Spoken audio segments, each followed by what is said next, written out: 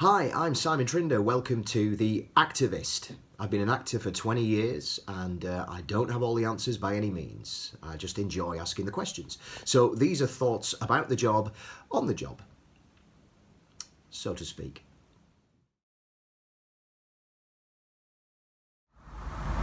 Morning. I've got a great idea for you today, something that I really saw impacting some students and teachers alike yesterday at the school ICAT that we run. Ownership. What an interesting principle.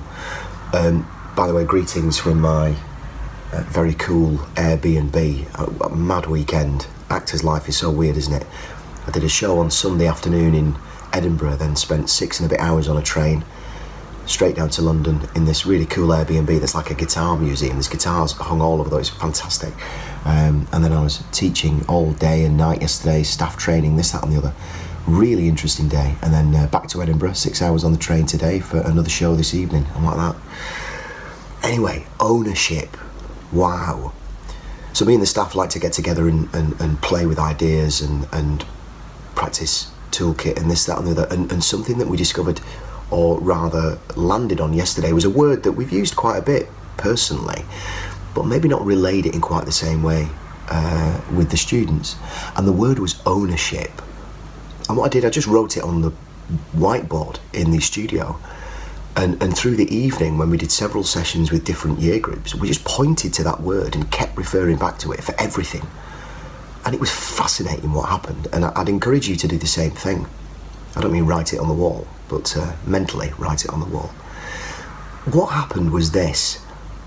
When we pointed back to the word ownership in reference to whatever it might be that was going on in the room, there was a sense of full inhabitation for the students. And that meant that they were not avoiding getting told off for not having a pencil. They just owned it. It meant that they weren't dilly-dallying or dithering when it came to grabbing a partner for a new exercise.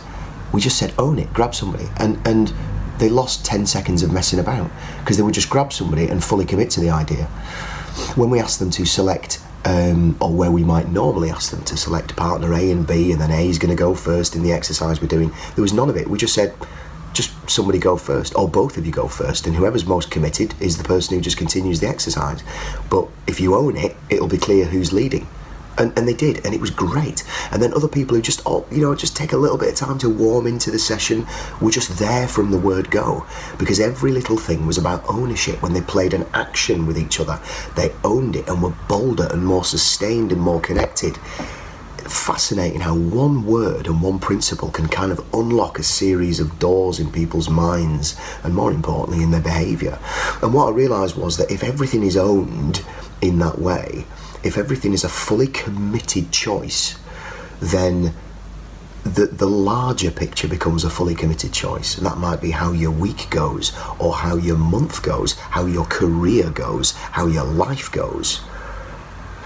So many of us half commit to things in every moment of every day, whether that's a relational thing with people that we love, or whether it is at an audition, for example, or whether it's in an exercise in class.